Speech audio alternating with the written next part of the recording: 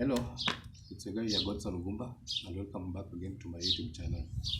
So it's been a while, it's been long since I posted the last video, and as you might have seen from the last video, I was talking about my journey to Nairobi for the PET scan, how it all went, and I think I left it at a point whereby I was waiting for the results, and today I want to tell you how the results came about, the findings, what happened after the scan.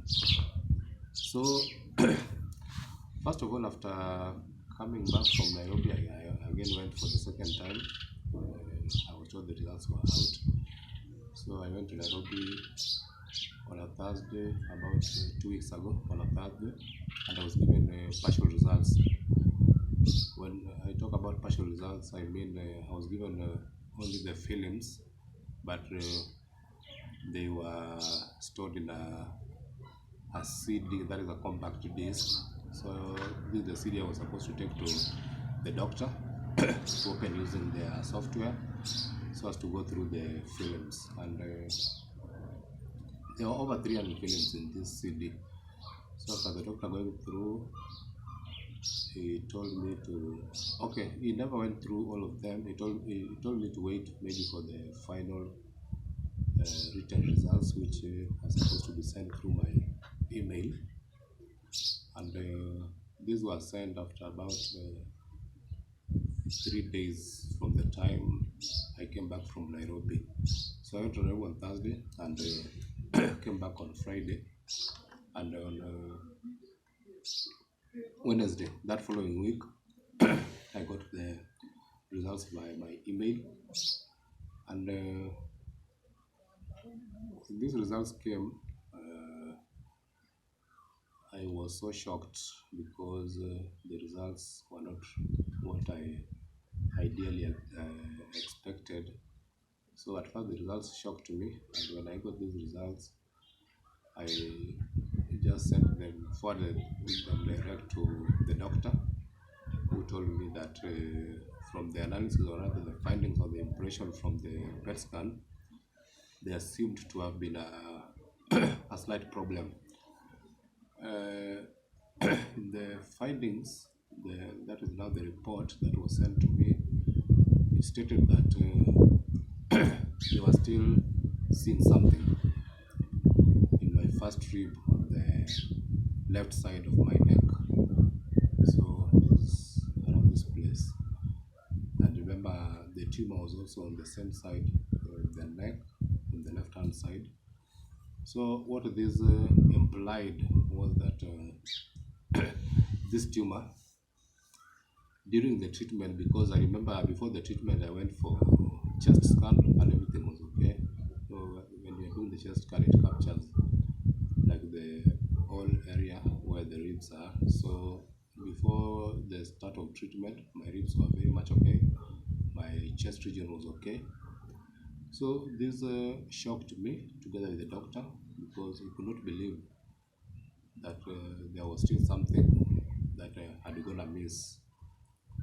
All other areas were okay, even the area that was being radiated, that was my left side of the neck, was very much okay. So the problem now seemed to have occurred in a different location, that is the first rib on my left side. So these results like made me go down or low. I was so shocked. I felt like my world had come to an end, because I could not imagine again going through the second round of treatment.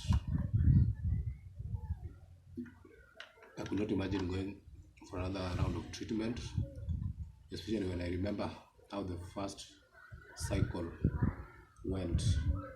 What I went through was just hell, and I could not imagine going through it for another cycle again. I was so depressed. I felt so low. The first thing I did was to call my parents, either my parent, my dad, my sister, and told them about the results. I told them things are not okay, and they stand at that particular time, things were not okay. and they felt so sorry for me, and they just gave me words of encouragement. They told me that if God had actually taken me through the first round, which was so intense, He'd again take me through this. But on my side, I was so devastated. Could not imagine standing on that. Because that meant that I was again to go for another 6 sessions of chemo. I don't know about the radio, though I don't think that radio was to apply, because from what I've heard initially, is that you cannot be given 2 cycles of chemo in a short span, within a short duration of time.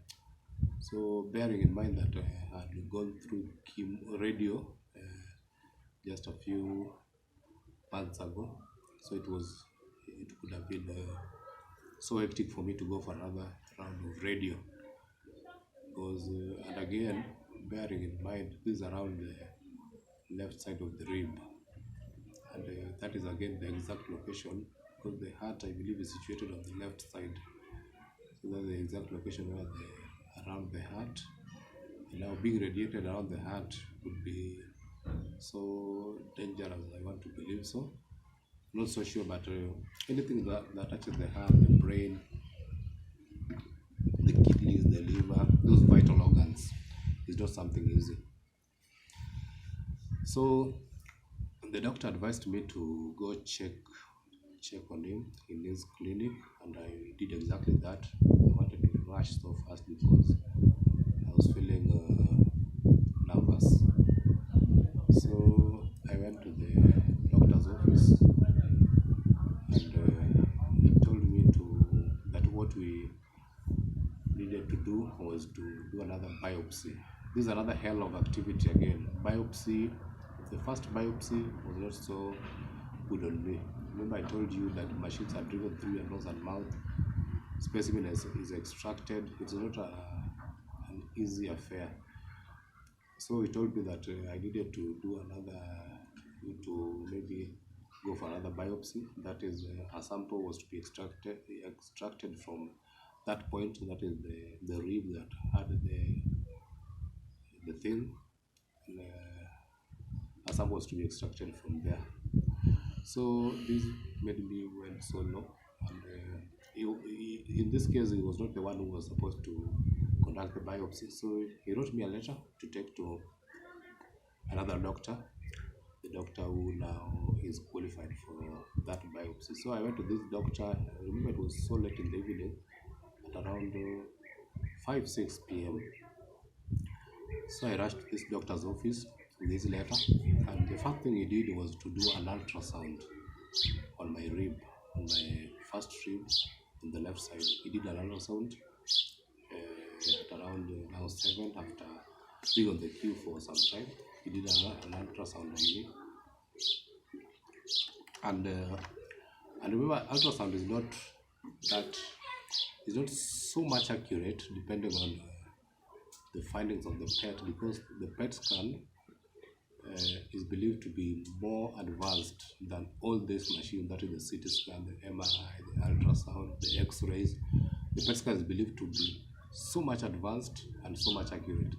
So when he was doing the ultrasound, he told me that whatever he's seeing on his side from the ultrasound was something so small, minute, like less than a centimeter wide. So on his side, he was not believing that this could be something cancerous. And I remember he asked me a few questions. One of the questions he asked me was whether I had suffered COVID,